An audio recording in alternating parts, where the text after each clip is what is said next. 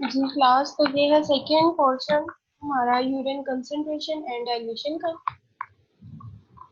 तो हम लोग पढ़ रहे थे काउंटर करंट मल्टीप्लायर हम लोगों ने पढ़ लिया था, और हमारा रहता था काउंटर करंट एक्सचेंजर। ये था हम लोगों ने पढ़ा मल्टीप्लायर में। हम लोगों ने पढ़ा था नेफ्रॉन का, मतलब ये ग्लोमेरुलर फिल्ट्रेट जो है वो किस तरह प्रॉक्सिमल कन्वोल्यूटेड ट्यूब्यूल में आ रहा है, loop of Henley, distal convoluted tubule और कलेक्टिंग डक्ट, इस सब में जो था वो हो रहा था काउंटर करंट मल्टीप्लाई। और अब ये जो इसको कैपिलरी नेटवर्क ने इसको जो सराउंड किया हुआ है, ये जो है ये मेन जो है ये वेसा रेक्टा जो है, हमने अब इसका रोल पढ़ना है काउंटर करंट मैकेनिज्म में, और वो क्या है, काउंटर करंट एक्सचेंजर। ठीक है। वाजर एक्टा function as counter current exchanger. It is responsible for the maintenance of medullary gradient which is developed by counter current multiplier. मतलब अब भी इसने भी रोल प्ले करना है, जो काउंटर करंट मल्टीप्लायर से जो मेडलरी ग्रेडियंट जो है वो प्रोड्यूस हुआ है उसमें इसने रोल प्ले करना है। वो किस तरह करना है, मतलब अगर एक जगह जो है वो सोडियम क्लोराइड की रीअब्जॉर्प्शन हो रही है, इसने वाटर की करवा देनी है, जहाँ पे वाटर की हो रही है वहां पे इसने सोडियम क्लोराइड की करवा देनी है, ताकि जो है वो एक होमोस्टैसिस फंक्शन जो है वो मेंटेन रहे।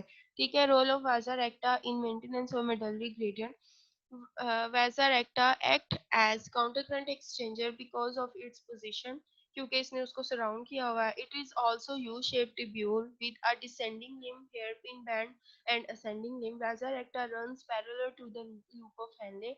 Its descending limb runs along the ascending limb of loop of Henle. मतलब ये opposite में है. And its ascending limb runs along with the descending limb of loop of Henle. ये मैंने आपको भी बताया है इसका। आगे, the sodium chloride reabsorbed from ascending limb of loop of Henle enters the medullary interstitium. ये हमने काफी डिटेल में पढ़ा कि जो है लूप ऑफ हेनले का जो है असेंडिंग लिम्ब, उधर से क्या होगा, सोडियम क्लोराइड उसकी reabsorption. From here it enters the descending limb of vasa रेक्टा। मतलब जो है वो असेंडिंग लिम्ब जो है लूप ऑफ हेनले का होगा, और डिसेंडिंग लिम्ब होगा वाजा रेक्टा का। तो सोडियम क्लोराइड रीअब्सॉर्ब हो रही है असेंडिंग लिम्ब से, तो वो एंटर हो जाएगी वाजा रेक्टा में। Simultaneously water diffuses from descending limb of vasa recta into the medullary interstitium. मतलब कि ascending limb of loop of Henle से जो है वो सोडियम क्लोराइड निकला, और वो descending limb of vasa recta से वाटर जो है मिडल इंटरस्टिशियम में आ गया। ठीक है। मतलब असेंडिंग लिम्ब से क्या आया, सोडियम क्लोराइड, और descending limb of vasa recta से क्या आ गया, वाटर। ठीक है, इंटरस्टिशियम में, फिर ताकि उसका जो है वो कंसंट्रेशन जो है वो ग्रेडियंट जो है वो डेवलप है। The blood flows very slowly through the vasa recta, so a large quantity of sodium chloride accumulate in the descending limb of vasa recta and flows slowly towards the ascending limb. By the time the blood reaches the ascending limb of vasa recta, the concentration of sodium chloride increases very much. This caused diffusion of sodium chloride into the medullary interstitium. Simultaneously, water from the medullary interstitium entered the ascending limb of vasa recta and cycle is repeated. Same उधर भी ऐसे ही हो रहा था, ये इसमें loop of Henley में, और सेम ऐसे ही इधर हो रहा है। ठीक है। बस ये है कि एक्सचेंजर मैकेनिज्म है कि एक चीज जहां से डिफ्यूज हो रही है वो उधर से रीअब्सॉर्ब हो रहा है। If the vasa recta would be a straight vessel without hairpin arrangement, the blood would leave the kidney quickly at the renal periphery, papillary medullary interstitium, and thereby the hyperosmolarity will be decreased. However, this does not happen since the vasa recta has hairpin band. Hairpin band की वजह से क्या है, उसकी blood flow की speed slow है। ये है ये लूप ऑफ हेनले है, ये वैसा रेक्टा है। ये देखें, ये सोडियम की वाटर की रीअब्जॉर्प्शन हो रही है, और यहाँ पे क्या है, सोडियम की हो रही है। जहाँ पे वाटर की इसने करनी है वहां पे ये सोडियम क्लोराइड को एंटर करवा रहा है, और जहाँ पे सोडियम क्लोराइड आउट हो रहा है वहां पे ये क्या है, वाटर को एंटर करवा रहा है। ठीक है। ये इसका डिसेंडिंग लिम्ब है, ठीक, और ये इसका असेंडिंग लिम्ब है। यहाँ पे क्या है, सोडियम क्लोराइड आउट हुआ है असेंडिंग लिम्ब में, और इसके डिसेंडिंग लिम्ब में क्या है, सोडियम क्लोराइड इन हो रहा है और वाटर जो है आउट हो रहा है। वहां पे अभी हमने क्या पढ़ा कि सोडियम क्लोराइड की जो है, ये देखिए, the sodium chloride reabsorb from the ascending limb, तो इसने क्या करना, simultaneously water diffuse from descending limb. ये सोडियम क्लोराइड रीअब्सॉर्ब हो रहा है, तो ये डिसेंडिंग लिम्ब से इसने क्या किया, वाटर को रीअब्सॉर्ब करवा दिया। ठीक है, अब यहाँ पे जो है डिसेंडिंग लिम्ब में वाटर के रीअब्सॉर्ब हो रहा है, तो इसने क्या किया, सोडियम क्लोराइड को रीअब्सॉर्ब करवाया। ठीक है, ये इस तरह काउंटर करंट है, मतलब ये जो है ये असेंडिंग इसका लिम्ब है, तो ये क्या है, डिसेंडिंग, और ये इसका डिसेंडिंग है, तो ये क्या है, असेंडिंग। डिसेंडिंग में ये देखिए, असेंडिंग में इसने सोडियम क्लोराइड को आउट करवाया, तो यहाँ पे ये क्या करेगा, वाटर को जो है वो उसकी रीअब्सॉर्प्शन करवा देगा, डिफ्यूजन करवा देगा। ठीक है, इस तरह ये हाइपरऑस्मोलैरिटी को क्या मेंटेन करेगा, एक्सचेंज मैकेनिज्म के through. Therefore, when the blood passes through the ascending limb of vasa recta, sodium chloride diffuses out of the blood and enter the interstitial fluid of medulla, and water diffuses into the blood. ठीक है, कि उधर से sodium chloride हो रहा है और इसने क्या करवाना है, वाटर को डिफ्यूज करवा देना। Thus, vasa recta retains sodium chloride in the medullary interstitium and remove water from it. So, the hyperosmolarity of medullary interstitium is maintained. The blood passing through the ascending limb of vasa recta,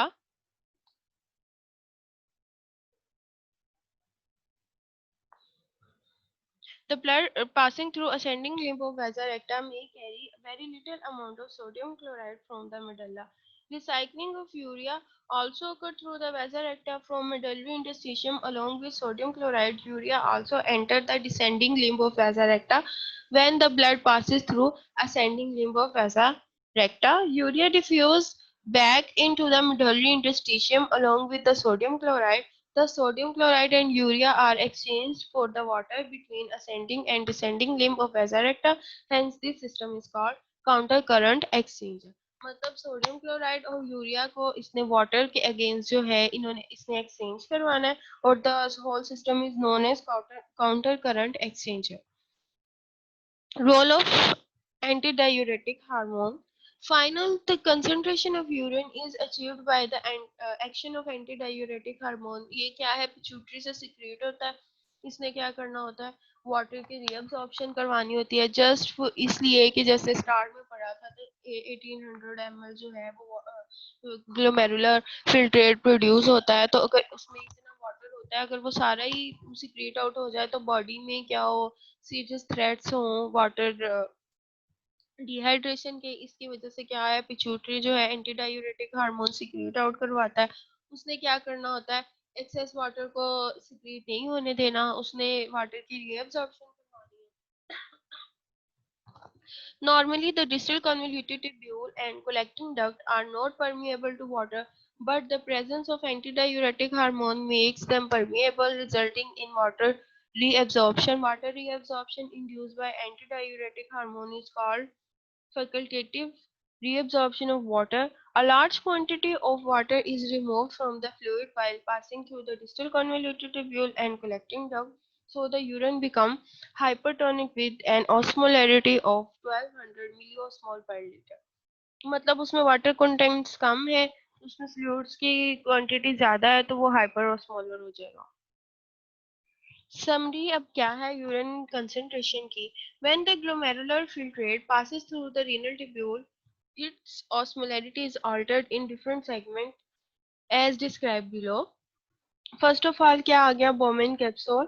Glomerular filtrate collected at Bowman capsule is isotonic to the plasma, that is 300 milliosmol per liter. This is because it contains all the substances of plasma except the proteins. और मतलब अभी इसमें कुछ reabsorption secretion excretion कुछ भी नहीं हुआ, तो ये सेम है as that of the plasma. So osmolarity क्या होगी, वो सेम होगी। Osmolarity of filtrate at Bowman capsule is 300 milliosmol per liter. आगे आ गया proximal convoluted tubule. Bowman capsule के बाद नेक्स्ट पार्ट क्या है, proximal convoluted tubule. When the filtrate flows through the proximal convoluted tubule, there is an active reabsorption of the sodium and chloride, followed by obligatory reabsorption of water. So the osmolarity of fluid remains the same as in case of Bowman capsule, that is 300 milliosmol. Thus in proximal convoluted tubule the fluid is isotonic to the plasma. मतलब इसमें ऐसा जितना फर्क नहीं पड़ेगा osmolarity का. एक तो ये मेडुल्ला का जो पोर्शन है, कॉर्टेक्स के नियर पोर्शन है, वहां पे मैंने पहले ही आपको बताया था कि osmolarity ऑलमोस्ट सेम होती है. जैसा कि इसने अभी बताया, इसमें अभी बताया गया है कि सोडियम क्लोराइड जो है उसकी रिब्जॉर्प्शन हो रही है, उसके साथ साथ वाटर की भी हो रही है. मतलब अगर अकेला सोडियम क्लोराइड निकलता तो फिर भी ऑस्मोलैरिटी में फर्क आ जाना था, लेकिन क्योंकि ये स्ल्यूट है. लेकिन अगर स्ल्यूट भी रीअब्सॉर्ब हो रहा है, उसके साथ साथ सॉल्वेंट की भी उतनी मिकदार रीअब्सॉर्ब हो रही है, तो क्या होगा, ऑस्मोलैरिटी पे कोई फर्क नहीं पड़ेगा, क्योंकि अगर स्ल्यूट रीअब्सॉर्ब हुआ है तो सॉल्वेंट भी हुआ है, तो ऑस्मोलैरिटी है वो सेम रहेगी. आगे थर्ड पार्ट आ गया, thick descending segment. When the fluid passes from the proximal convoluted tubule into the thick descending segment, water is reabsorbed from the tubule in outer medullary interstitium. क्यों? क्योंकि ये जो है वाटर परमिएबल है, इसमें से water easily pass out हो सकता है, तो और इसमें से फ्लूइड पास आउट नहीं करते, तो क्या होगा कि water reabsorb होगा from tubule into medullary interstitium by means of osmosis. It is due to the increase of osmolarity in the medullary interstitium. इसकी रीजन क्या होगी, जो है थिन असेंडिंग सेगमेंट है ना, जहाँ वहां से क्या हो रहा है, वहां से सोडियम क्लोराइड जो है वो रीअब्सॉर्ब हो रहा है, जिसकी वजह से क्या होता है, इंटरमीडियरी इंटरस्टिशियम का जो ऑस्मोलैरिटी है वो इंक्रीज हो जाती है और एक कंसंट्रेशन ग्रेडियंट डेवलप हो जाता है, जिसकी वजह से थिक डिसेंडिंग सेगमेंट है वो परमिएबल टू वाटर है, और उधर से क्या होगा, वाटर रीअब्सॉर्प्शन होना स्टार्ट हो जाएगी. और अगर वाटर रीअब्सॉर्प्शन स्टार्ट हुई है, वो किस लिए, क्योंकि वहां पे कंसंट्रेशन ग्रेडियंट ज्यादा हो गया था सॉल्यूट का, उसको मेंटेन करने के लिए वाटर जो है रीअब्सॉर्ब होगा from the process of osmosis that is outside the thick descending segment. The osmolarity of fluid inside the segment is between 450 to 600 milliosmol. That means the fluid is slightly hypertonic to the plasma. इधर से क्या हो गया, इधर से water जो बाहर आ गया, तो क्या हो गया, अंदर जो है वो osmolarity डिफर कर जाएगी.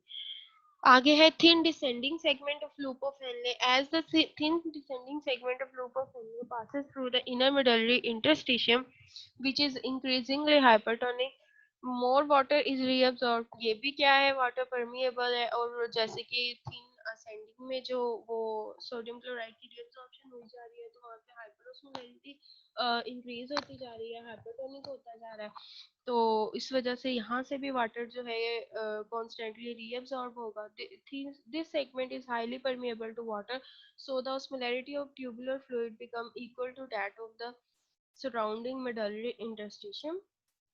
In the short loop of cortical nephron, the osmolarity of fluid at the hairpin bend of loop becomes 600 milliosmol, and in the long loop of juxtamedullary nephron at the hairpin bend, the osmolarity is 1200 milliosmol per liter. Thus, in this segment, the fluid is hypertonic to the plasma.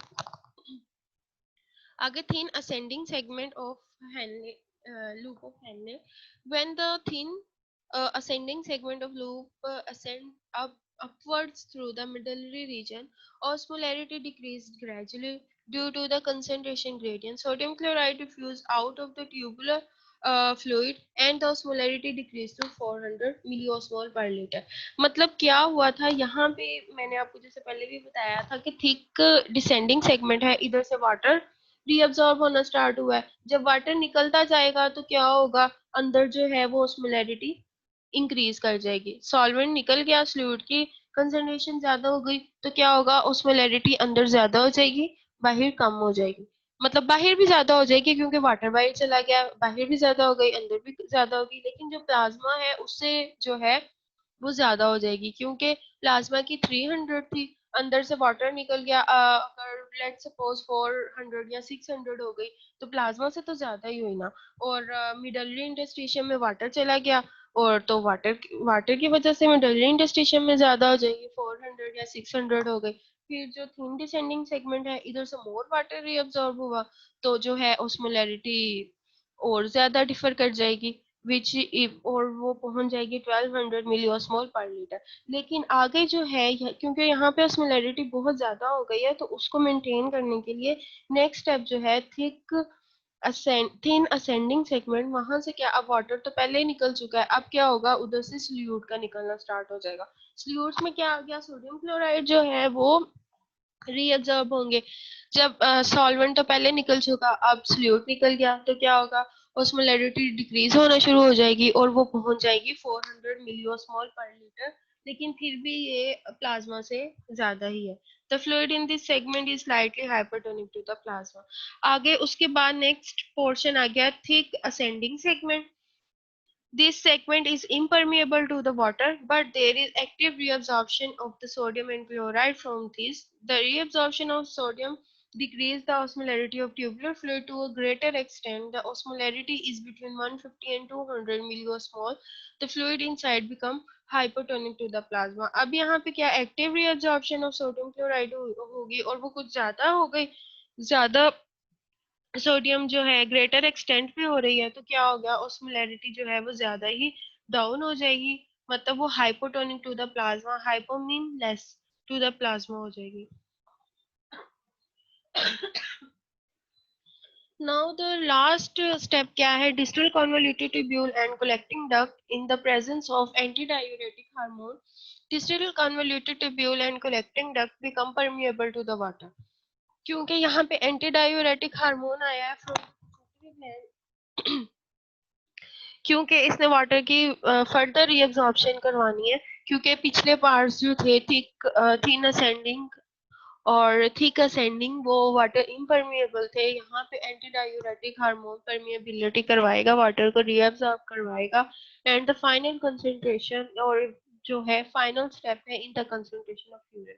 It is found that in the collecting duct P cells जो हैं are responsible for antidiuretic hormone induced water reabsorption। Collecting duct के जो cells हैं principal cells, उनको P cells बोलते हैं, वहाँ पे antidiuretic hormone ने जो है act करना है और water की reabsorption करवानी है। Reabsorption of large quantity of water increases the osmolarity of to the 1200 milliosmol per liter। मतलब जो osmolarity कम हुई थी उसमें से जो फर्दर वाटर है वो रीअब्सॉर्ब हो गया और पीछे जो है सॉल्वेंट और फ्लूइड उसकी ऑस्मोलैरिटी बढ़ जाएगी और कहाँ तक जाएगी, 1200 milliosmole per litre. The urine become hypertonic to the plasma. ये इसके स्टेप्स थे। ये है बोमेन कैप्सूल, ये ग्लोमेरुलर फिल्ट्रेट इधर से आया, ये प्रॉक्सिमल कन्वोल्यूटेड ट्यूब्यूल से ये लूप ऑफ हेनले में जाता है, फिर ये डिस्टल कन्वोल्यूटेड ट्यूब्यूल से कलेक्टिंग डक्ट में आ रहा है। यहाँ पे इसके डिफरेंट स्टेप्स हैं, ये देखें। रीनल कैप्सूल है, production of filtrate, proximal convoluted tubule, reabsorption of water, ions and all organic nutrients है। ठीक है, फिर आगे नेफ्रॉन लूप स्टार्ट हो गया, डिसेंडिंग लिम्फ है, फर्दर रीअब्जॉर्प्शन ऑफ वाटर मैंने भी आपको बताया। फिर आगे यहाँ पे जो है हेयर पिन बेंड, इधर से भी रीअब्जॉर्प्शन ऑफ वाटर होगा। फिर आगे आ गया thick ascending lymph, reabsorption of sodium and chloride, ये भी आपको काफी डिटेल में बता दिया। आगे डिस्टल कन्वोल्यूटेड ट्यूब्यूल है, इधर भी secretion of ion, acid, drugs, toxins, ये वेरिएबल रीअब्जॉर्प्शन ऑफ वाटर है, इसमें सिक्रीशन हो जाएगी आयंस वगैरह की, मतलब जो ड्रग्स हैं ये एक फर्दर प्रोसेस है, मतलब वहां से ये ड्रग टॉक्सिन जिधर जिसकी सिक्रीशन होनी होती है किडनी में, ये वो स्टार्ट हो जाएगा। आगे variable reabsorption of water, sodium ions and calcium ions वो होगा। अब यहाँ पे कलेक्टिंग डक्ट है, यहाँ पे एंटीडायूरेटिक हार्मोन का रोल आ जाएगा और variable reabsorption of water, reabsorption और secretion of sodium, potassium, hydrogen जो भी है ये इसका प्रोसेस स्टार्ट होगा और ये पिपिलरी डक्ट से delivery of urine to the minor calyx. ठीक है, यहाँ पे यूरिन स्टोरेज होगा या फिर एलिमिनेशन होगा। आगे अप्लाइड फिजियोलॉजी आ गई, इसके जो है डिसऑर्डर्स आ गए, बहुत ही बस इनका मैं आपको डिटेल नहीं बता रही, बस डेफिनेशंस और नेम्स। Osmotic diuresis है, diuresis is the excretion of large quantity of water through urine.